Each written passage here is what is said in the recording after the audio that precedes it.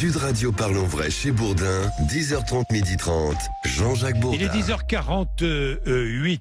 Autre sujet, le nucléaire est-il trop gourmand en eau? Vous savez que le débat a été engagé. Il a été engagé par Marine Tondelier, qui est secrétaire nationale d'Europe Écologie Les Verts. Que dit-elle? Elle dit que près d'un tiers de l'eau consommée en France est dédiée aux centrales nucléaires. Est-ce vrai? Je lis plusieurs de ses tweets. Une fois pour toutes, disons-le simplement et fermement, à ce rythme, il n'y aura bientôt plus assez d'eau dans nos fleuves pour refroidir les centrales nucléaires. Que dit-elle encore? Le refroidissement des centrales nucléaires, c'est 50% de l'eau de surface prélevée, dont la plus grande partie retourne aux cours d'eau plus chaudes, ce qui peut perturber les écosystèmes. Emmanuelle Galichet, bonjour.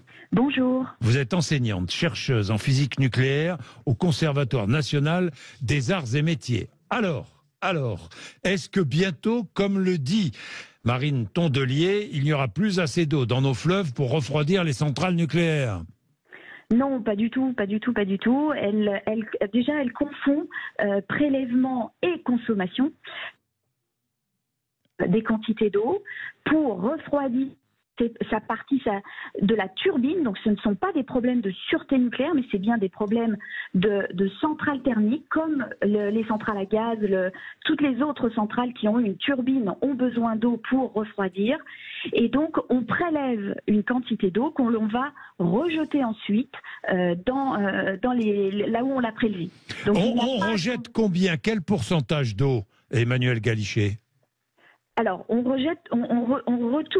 retourne totalement à son milieu naturel. Il y a à peu près 2% seulement de l'eau qui va être évaporée dans l'air, et donc il va retourner dans le cycle de l'eau.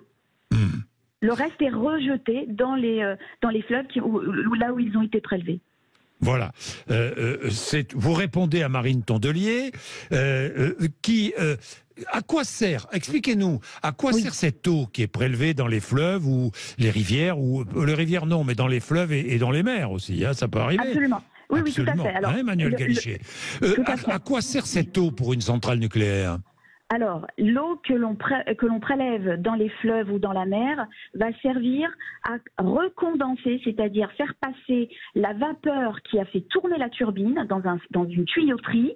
Elle va être en vapeur et il faut qu'on la retourne en liquide de manière qu'ensuite elle puisse redevenir vapeur pour refaire tourner la turbine. C'est une espèce de cycle qui permet de produire de l'électricité. Donc, le cœur du réacteur, qui est nucléaire, lui va simplement chauffer l'eau.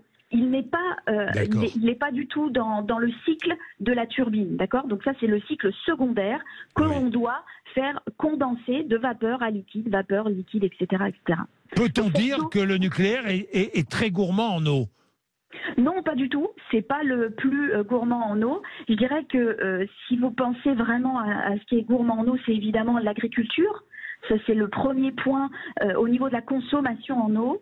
Et puis nous... Oui. Donc l'eau potable est effectivement une autre source de consommation très forte.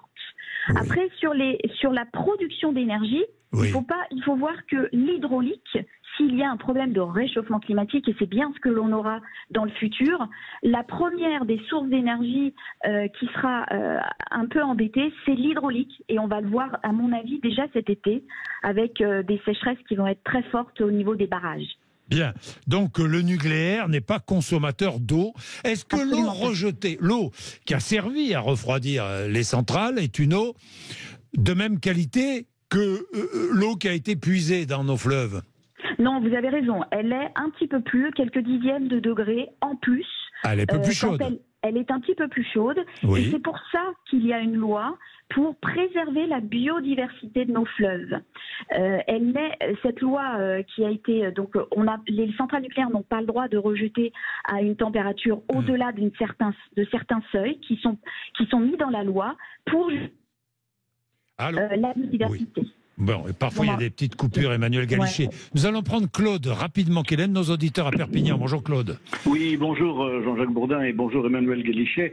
Je voulais rajouter, Emmanuelle Galichet a dit l'essentiel. Moi, je suis complètement d'accord avec ce qu'elle dit, puisqu'elle exprime un point de vue scientifique et non pas un point de vue idéologique. Moi, je voudrais rajouter, ou en d'autres termes, dire, en fait, toute centrale thermique a besoin d'eau pour refroidir, c'est ce qu'elle a dit, mais par exemple nos voisins allemands, dont on vante toujours la transition énergétique parce qu'ils ont fait 5 fois plus d'éoliennes que nous, en fait, ils continuent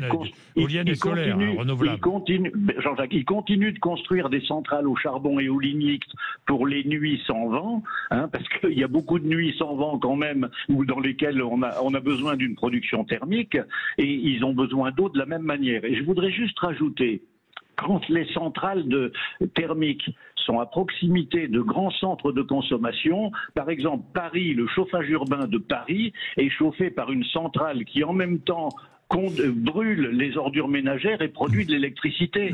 Donc ça veut dire que dans toute centrale de production d'électricité, il y a besoin de refroidir. Il y a besoin de refroidir, Emmanuel Galichet, ce que dit Claude. Un dernier mot, Jean-Jacques, un dernier mot.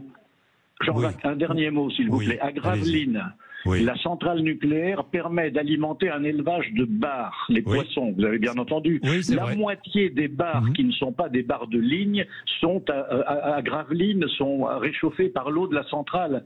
Et à Tricastin, sur le Rhône, on élève des alligators, hein, on élève des crocodiles en refroidissant l'eau de la centrale. Il y a même une ferme. Ça veut dire que cette chaleur, elle n'est pas perdue. Et l'eau n'est pas perdue non plus. Emmanuel Galichet, tout ce que vient de dire Claude est réel? Oui, tout à fait. C'est la chaleur fatale. C'est toutes les pertes en énergie, effectivement, dans les cycles thermiques, peut être réutilisées pour faire de la chaleur. Et ça sera une des grandes questions du futur, effectivement, aussi. Je voulais juste rappeler, juste un point, la configuration pénalisante en 2050, il faut bien voir que ce n'est pas le problème de l'eau pour la problématique du nucléaire et de l'énergie, de la production d'énergie. Ce sont des jours où il n'y a pas de vent au niveau de l'Europe, hein, et que les températures sont très froides. Là, on aura un problème parce qu'on aura effectivement une intégration d'ENR et notamment d'éoliens très forts en 2050, hein, dans les scénarios. Si on intègre beaucoup d'éoliens, il faudra avoir effectivement des centrales à gaz ou nucléaires, justement, pour combler la problématique des jours sans vent avec des températures très froides. Merci beaucoup Emmanuel Galichet, merci. Il est 10h56, vous êtes sur Sud Radio. 11h-12h, vous le savez, nous sommes jeudi. 11h-12h, que se passe-t-il le jeudi? Eh bien, jeudi politique. Et aujourd'hui, nous recevons 3 sénateurs. Oui, le Sénat est à l'honneur. Vous savez que le Sénat a voté, peu après minuit, l'article 7 reculant l'âge légal de départ à la retraite à 64 ans. Débat sur l'antenne de Sud Radio dans quelques minutes après les infos de 11h, 10h56.